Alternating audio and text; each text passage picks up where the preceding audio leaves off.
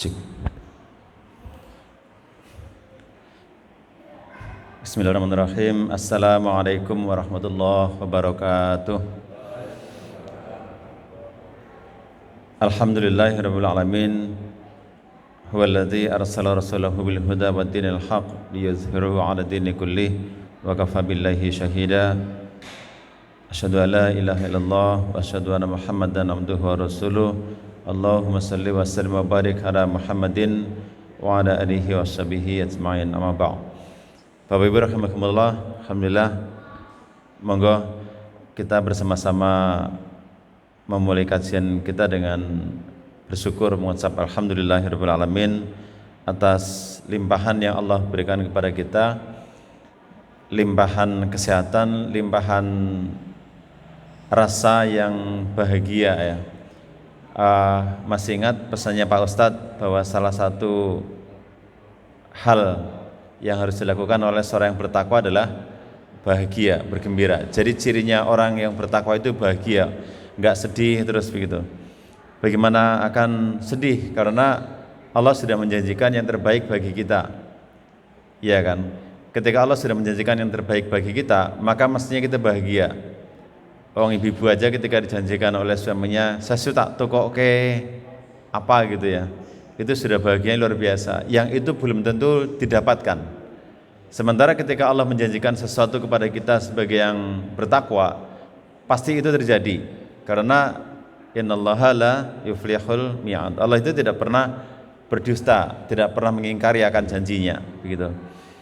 Bahkan mungkin sampai ketika kita melakukan dosa seberat apapun begitu ya, ketika Allah menjanjikan pengampunan, maka pengampunan itu pasti ada, pasti terjadi gitu. Saya teringat ada satu cerita, satu riwayat di Musnad Ahmad ya, menceritakan bahwa suatu saat ada seorang hamba yang dipanggil oleh Allah Azza wa Jalla, dipanggil gitu, di sidang. Nah kemudian fulan itu memiliki dosa yang sangat banyak, bukan banyak tapi sangat banyak. Kemudian Allah memanggil fulan, wahai fulan sini, ya Allah gitu. Kemudian dia datang mau disidang. Kemudian ditunjukkan kepada fulan itu, lihat itu apa, tahu enggak? Ya tahu ya Allah, ada 99 kotak. 99 kotak yang sangat banyak. Kalau dalam riwayat itu dikatakan bentangannya itu dari timur sampai barat, pokoknya banyak sekali. Dan itu isinya adalah catatan kesalahan-kesalahan yang dilakukan oleh fulan itu selama di dunia. Jadi catatan kesalahan itu banyak sekali, sehingga fulan itu selemes, wis kayaknya sudah tidak mungkin dapat ampunan lah. Kemudian dalam riwayat itu diceritakan, tetapi engkau tenang saja gitu. Engkau memiliki satu kotak kecil ini gitu. Ketika dibuka itu, maka kemudian tulisannya apa? Tulisannya adalah tulisan la ilaha illallah yang dilafadzkan oleh sang fulan tadi. Kemudian diceritakan malaikat ketika menimbang 99 kotak yang besar itu dengan yang kecil ini, itu diberitahu oleh Allah, wahai malaikat, engkau akan menimbang ini gitu. Maka beranikah engkau menimbang yang ditulisan la ilaha illallah itu ada tulisannya Allah dengan yang berat itu, yang kesalahan yang banyak itu. Artinya mau dimenangkan yang mana gitu, antara bobot la ilaha illallah dengan sekian banyak kesalahan itu. Ya maka malaikat itu juga makhluk ya Bu. Malaikat kemudian ya tidak berani ya Allah gitu. Kemudian malaikat yang satunya memprovokasi malaikat yang lain, ini nggak mungkin dikalahkan gitu. Akhirnya intinya menang bobotnya timbangan la ilaha illallah gitu. Bapak Ibu, artinya bahwa la ilaha illallah ketika diucapkan yang benar dengan cara yang benar, maka itu akan memiliki satu bobot yang sangat berat, seberat apapun. Kalimat yang paling berat, paling memberikan dampak dalam kehidupan kita adalah kalimat la ilaha illallah itu. Maka mari kita mempelajari tentang makna la ilaha illallah, tentang syarat diterimanya la ilaha illallah, dan karena itu menjadi satu kata kunci tentang keikhlasan kita. Jadi kalau kita mengucapkan la ilaha illallah dengan keikhlasan kita, itu jaminan surga begitu. Baik Bapak Ibu, sehingga monggo lagi-lagi di awal kajian ini saya ingin mengajak kepada Bapak Ibu untuk mengikhlaskan ya. Kita berlatih untuk selalu ikhlas di dalam setiap dalam setiap aktivitas kebaikan yang kita lakukan. Jangan sampai aktivitas kebaikan yang kita lakukan yang seolah-olah sudah banyak, tapi kemudian motifnya bukan karena Allah, sehingga kemudian ketika ditimbang, timbangannya jadi ringan banget gitu. Naudzubillah ya. Maka mari kita berikan bobot amal kita dengan keikhlasan. Maka Rasulullah SAW memberikan satu strategi ya, satu trik untuk senantiasa ikhlas itu dengan mengucapkan Bismillahirrahmanirrahim. Bismillahirrahmanirrahim. Doa itu yang kemudian, kalimat itu yang kemudian menjaga bahwa apa yang saya lakukan itu adalah atas nama Allah gitu, bukan atas nama yang lain. Termasuk kajian kita kali ini Bapak Ibu, kita berusaha bahwa kita datang ke sini adalah keikhlasan karena kita menunggu buka di masjid, berarti kita sudah mendapat pahala i'tikaf. Kita taklim berarti mendapat pahala taklim. Maka bersyukurlah bagi para donasi, para orang yang menginfakkan ya, yang menginfakkan buka bersama ini. Betapa bahagianya mereka yang sudah berdonasi ini karena mendapatkan pahala dari pahala yang Bapak Ibu raih di sini. Subhanallah ya. Jadi bahagia banget tuh orang-orang yang mungkin memberikan ini Bapak Ibu, memberikan ultamilk gitu ya. Satu kota ini kan, tapi pahalanya bisa mengakses pahala kita semua. Masya Allah. Jadi suka-sukalah berdonasi ya. Baik Bapak Ibu rahimakumullah, untuk kali ini saya akan melanjutkan cerita, tapi waktunya pendek banget ya, semoga mencukupi apa yang kita hajatkan.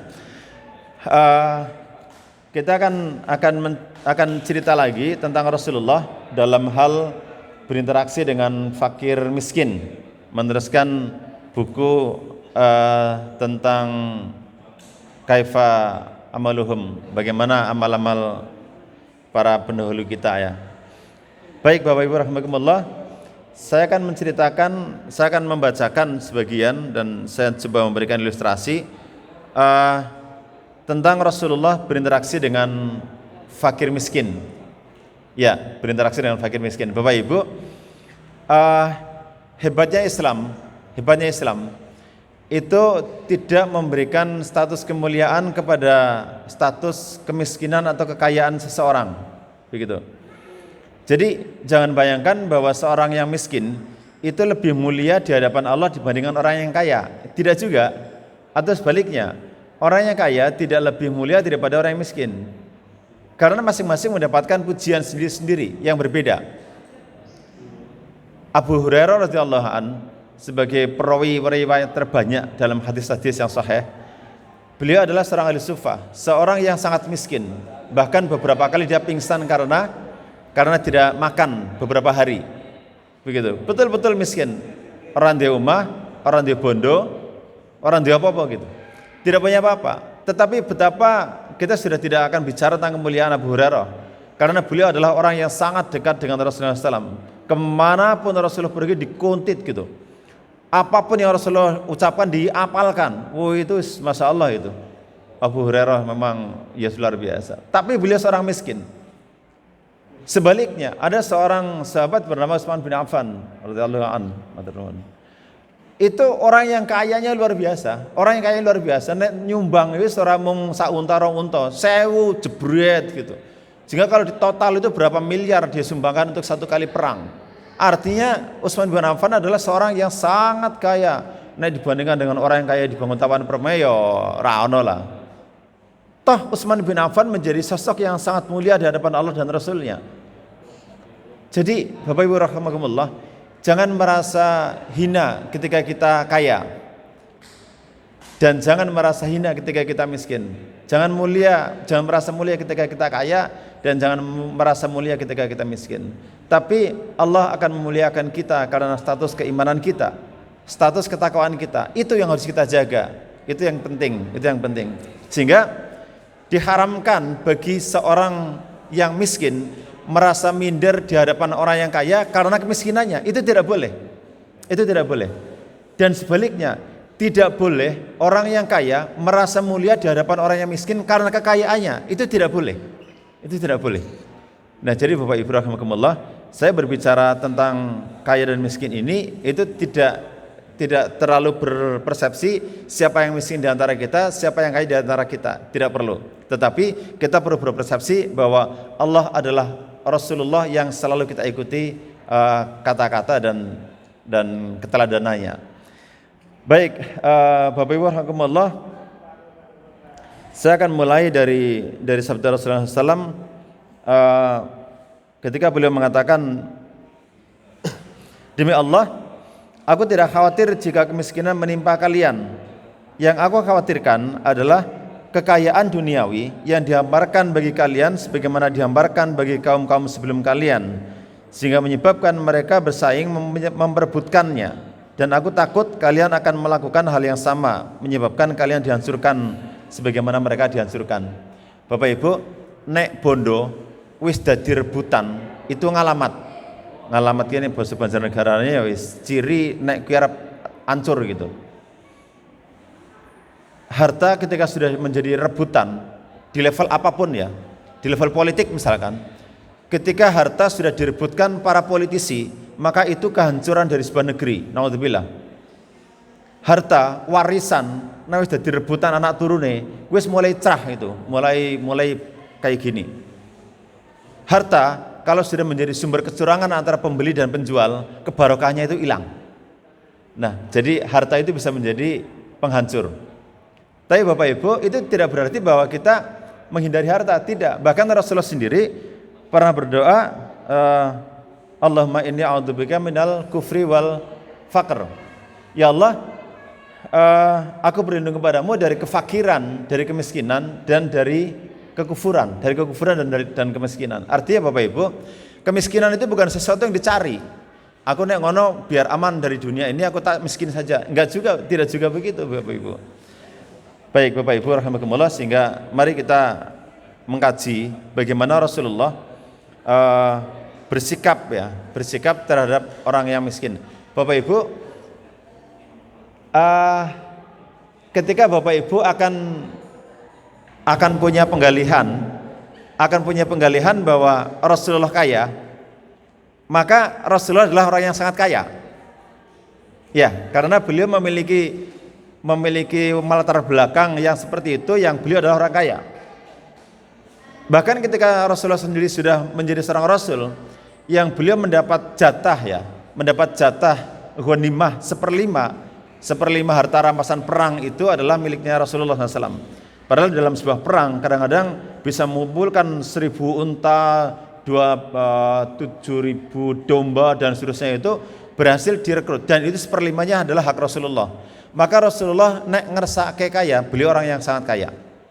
Tapi kalau Bapak Ibu akan melihat bahwa Rasulullah adalah yang miskin, itu juga sah-sah saja. Karena Rasulullah pun sering mengganjal perutnya karena lapar dan tidak punya makanan. Begitu. Jadi nyantai saja Bapak Ibu. Kalau bicara tentang kaya dan miskin, tidak usah merasa tinggi banget, merasa rendah banget, merasa tersinggung. Santai aja kalau masalah kaya dan miskin. Biasa wae lah. Nah, kemudian Bapak Ibu rahimakumullah, suatu hari kami sedang bersama dengan Rasulullah ketika beberapa orang datang kepada beliau dengan telanjang kaki dan nyaris telanjang, mengenakan pakaian dari wol yang lubang di tengah-tengahnya. Artinya kelompok itu sangat miskin. Sedang pedang mereka menggantung di leher. Sebagian besar dari mereka bahkan seluruhnya berasal dari kabilah Mudhar. Ketika melihat hal tersebut, aura wajah Rasulullah berubah, lalu beliau masuk ke rumahnya, kemudian keluar lagi, lalu memerintahkan kepada Bilal agar mengumandangkan adzan. Ya, mestinya sudah masuk waktu adzan ya. Kemudian beliau mendirikan sholat dan menyampaikan khutbah kepada orang-orang dengan mengutip ayat yang intinya bersedekahlah kamu gitu. Itu dalam surat An-Nisa ayat 1 yang sering dibacakan oleh para khatib. Kemudian beliau membaca ayat lagi dalam surat Al-Hasyr, wahai orang beriman, bertakwalah kepada Allah dan seterusnya. Kemudian masing-masing dari kalian bersedekahlah dengan dinarnya. Artinya setelah khutbah begitu, kemudian setelah pembukaan Rasulullah memerintahkan kepada para jamaah, masing-masing kalian bersedekahlah dengan dinarnya, masing-masing ya. Masing-masing itu artinya setiap kita. Saya terinspirasi dari ini ketika kemarin mohon izin cerita sedikit. Ketika masjid ini stuck duit entek gitu ya. Kemudian saya meminta untuk khutbah, padahal bukan jatah saya, dan saya mengatakan bahwa Bapak Ibu, ayo kita donasi berapapun yang Anda punya dan seterusnya begitu. Alhamdulillah masalah terkumpul gitu ya. Insyaallah. Terima kasih. Bersedekahlah dengan dirhamnya, bersedekahlah dengan pakaiannya, bersedekahlah dengan 1 timbangan gandumnya, bersedekahlah dengan 1 timbangan kurmanya, hingga Rasulullah bersabda, bahkan meski dengan setengah kurma. Artinya Bapak Ibu, setiap kita itu memiliki kewajiban bersedekah. Itu poinnya Bapak Ibu. Setiap kita, semiskin apapun kita, ayo bersedekah begitu. Latar belakangnya karena ada kelompok yang sangat miskin itu ya. Kemudian seorang dari kaum Ansor membawa sekarung hartanya, dia hampir tidak bisa membawanya, taruh, grek. Setelah itu orang-orang terus membawanya, semakin banyak barang, terus menumpuk.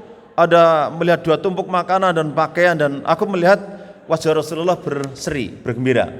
Bergembira itu bukan karena tumpukan hartanya, dalam buku ini dikatakan. Bukan karena tumpukan hartanya, tetapi bergembira karena umatnya menerima seruannya. Itu yang lebih menggembirakan. Bapak Ibu, betapa kita bahagia ketika kita sebagai seorang bapak, seorang ibu memerintahkan anaknya gendang salat nang masjid, kemudian anaknya segera berwudu, tik mangkat seneng. Bukan karena sesuatunya, tapi karena anak ini mentaati kita, dan itu membahagiakan. Rasulullah demikian juga Bapak Ibu. Ketika Rasulullah melihat umatnya mentaati dirinya, itu Rasulullah bahagia, senang banget gitu. Apalagi ketika melihat tumpukan harta yang sangat banyak itu untuk berdonasi lah istilahnya. Kemudian beliau bersabda, barang siapa yang mengawali sebuah kebiasaan yang baik di dalam Islam akan mendapatkan pahala dari perbuatan itu, dan pahala dari mereka mengikuti tanpa mengurangi pahala sedikit pun. Saya kira hadis ini sudah populer ya. Ketika kita mengajak kebaikan dan orang itu berbuat baik, maka kita mendapatkan kebaikan dari orang itu tanpa mengurangi pahala dia. Kita sangat paham, insyaallah. Tetapi hadis ini ada seterusnya Bapak Ibu. Sebaliknya, barang siapa mengawali kebiasaan buruk dalam Islam dan mendapatkan dosanya, dan dosa mereka, dia akan mendapatkan dosanya, dosa keburukan itu, dan dosa mereka yang mengikutinya tanpa mengurangi dosa orang itu sedikit pun. Naudzubillah. Ini yang ngeri Bapak Ibu. Ini yang mengeri. Ternyata investasi yang kita tanam itu bukan hanya investasi kebaikan, tetapi juga berlaku untuk investasi kejahatan, investasi keburukan. Nah maka Bapak Ibu, monggo, mumpung masih ada kesempatan, barang siapa yang kita sampai sekarang masih merasa memiliki investasi keburukan yang ditanamkan di mana, segera di-cut itu, segera di-cut. Nah, misalnya saya punya investasi diskotik gitu ya, segera tutup. Diskotik saya tutup gitu ya, segera gitu ya, segera sebelum terlambat. Karena kalau kita ngadakan diskotik dan di sana ada orang dugem, kemudian di sana bermaksiat, minum khamr dan seterusnya, kita yang tidak melaksanakan itu mendapatkan dosa dari mereka. Naudzubillah. Jangan bayangkan kita menikmati harta enak gitu ya, dari investasi dugem dan miras itu enak gitu ya, kemudian kita donasi ke masjid dari uang itu sudah bersih. Enggak bisa gitu, enggak seenak itu. Selama diskotik itu masih berlaku, masih terus memproduksi kemaksiatan, dan kita punya peran di sana dan kita tidak menutup itu, hati-hati Bapak Ibu ya. Jadi mohon maaf kalau yang punya diskotik segera ditutup.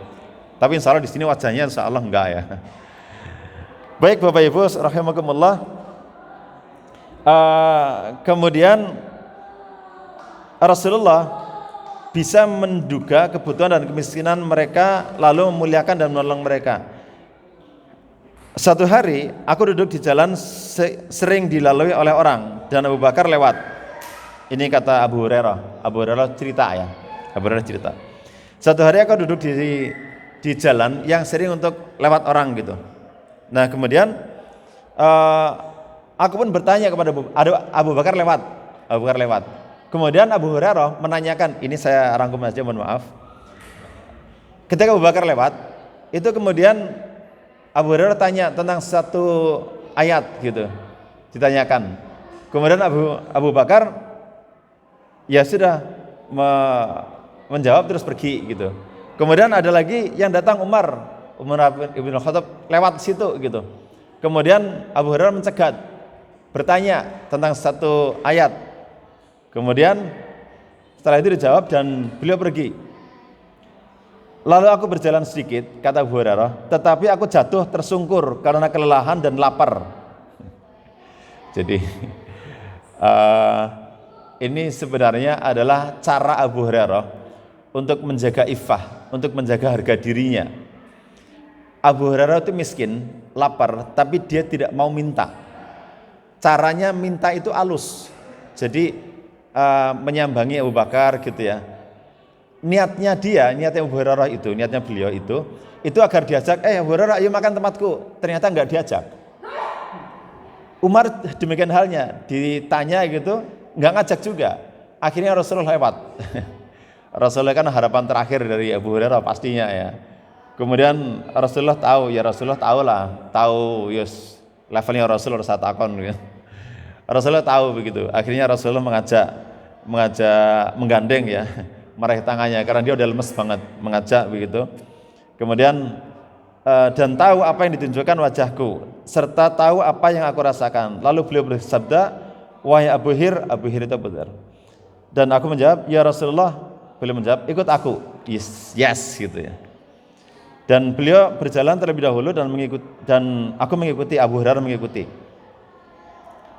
Dan intinya Bapak Ibu, di hadis yang cukup panjang itu menceritakan bahwa betapa ketika kita melihat bahwa orang itu membutuhkan, itu mari coba kita tanyakan sebenarnya dia punya kebutuhan apa enggak, punya kebutuhan apa gitu. Bahkan di akhir tulisan ini, kalau saya boleh loncat, orang yang dianggap miskin itu, orang yang berhak dianggap miskin itu adalah bukan orang yang meminta-minta, tetapi orang yang dianggap miskin itu adalah orang yang dia tidak punya harta, dia tidak punya makanan, tetapi dia tidak pernah minta-minta. Kepada dialah sesungguhnya kita berhak memberikan hartanya, begitu. Karena ada orang yang dia sesungguhnya kekurangan, tetapi dia menjaga harga dirinya, dia menjaga harga keislaman dia tidak mau minta-minta, karena dia tahu bahwa meminta-minta itu di hadapan Allah akan menurunkan derajatnya, maka dia tidak mau minta-minta. Nah kita sebagai tetangga ya dalam konteks kemarin itu, kalau kita tahu segera kita berikan kepada dia. Baik, itu satu cerita. Kemudian di cerita yang lain saya pilihkan saja.